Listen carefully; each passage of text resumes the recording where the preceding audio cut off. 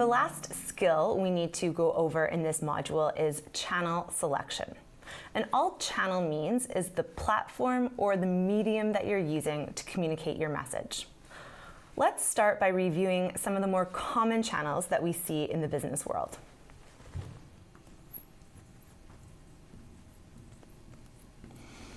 So we have reports, emails, calls, we have instant messages, we have text messages, tweets, blogs, PowerPoint presentations, pitches. This isn't a full list, so tweet me some of the ones that I'm missing using the course hashtag. So looking at this list here, how do we decide which one to choose? So channel selection, it depends on the other two aspects we've been talking about in this module, and that is our purpose, what we're trying to achieve, and our audience.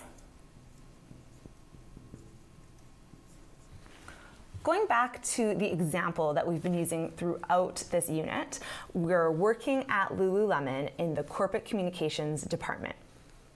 We're communicating to different people about a new line of pants that are coming into stores. So let's go back to the example of communicating to a group of pre-existing customers. We've already talked about the purpose here, and that's to get them to buy the pants, to spend their money. We've already talked a bit about this audience. They're really active and sporty. They've bought into the culture of Lululemon already, and they're probably a little bit younger than the median age. So with these things in mind, what type of channel should we use to achieve our purpose here? And just looking at this list that we've generated, I would think a really good choice would be an email. That's because we probably already have their email information. We're probably already communicating with these people by email because they've bought things from us. This younger generation is always on their iPhones, always have their devices open, inboxes up and ready, so it would be a really good way to reach them quickly. If I'm looking for another source, secondary channel selection here, I would think about a blog post. If people are into this lifestyle, into the Lululemon culture of yoga and running, they may already be reading up on lifestyle blogs or checking Lululemon's corporate blog to see what's new and going on in the company. The last thing we need to think about is the benefits and the drawbacks of these different channels. It's not just about audience preference. Sometimes there are a benefit or a drawback that we need to be aware of. So, writing.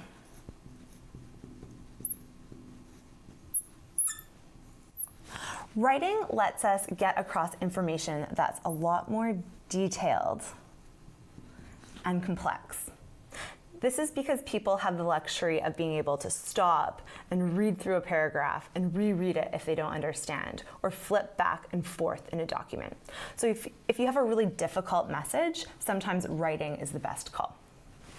It also creates a permanent record.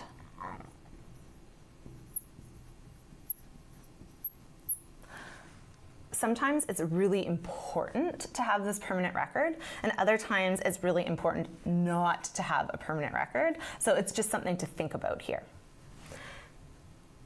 It's also a lot more precise.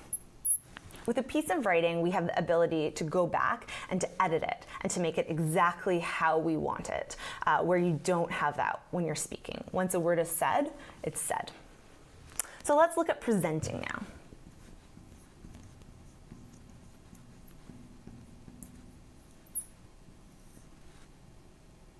Presenting gives us immediate feedback.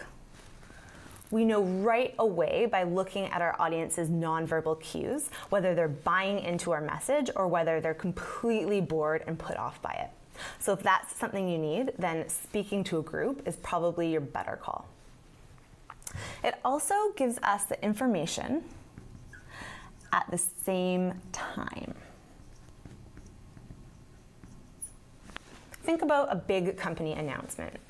If you email it out to all staff at the company, you can't control when they open up their inboxes. But if you hold a town hall, you can give them all the information at the same time. That creates a greater sense of community as well. If community building or interaction is a part of what you're trying to achieve, then usually presenting or speaking to a group is the right method for you. The last thing is there's no permanent record.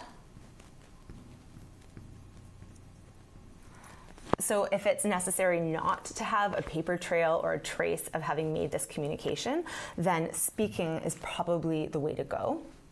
This is changing though with the advent of the iPhones and how easy it is to record things. So that's not altogether true that there's no permanent record created when you present, but it is less of a chance. So sometimes it's a better call to pick up the phone and to communicate a really sensitive piece of information than it would be to create an email communicating that same thing. Now, the interesting thing here is that in the last few years, social media has been completely changing up this writing-presenting dichotomy. So look at something like a tweet. On its face, it seems like it falls into the writing camp. You have 140 characters to get out your message, so you have that ability to edit and to really think through what it is you're going to say. But as anyone who has ever controlled a corporate Twitter account knows, if you send out your tweet and the public doesn't like it or has a really strong reaction to it, you're going to get that immediate feedback piece. There's also the ability for it to go viral in a really negative way. Then we have something like a YouTube video. It seems to fall more into the presenting camp. Somebody is speaking. But because you can go back and edit it, you have the ability to be a little bit more precise. So it kind of falls between these two, writing and presenting. You can also use multiple channels to deliver the same message. In the end, there isn't a right and a wrong. It comes back to you using your analytical skills to think through your audience and your purpose to select the right channel for your message.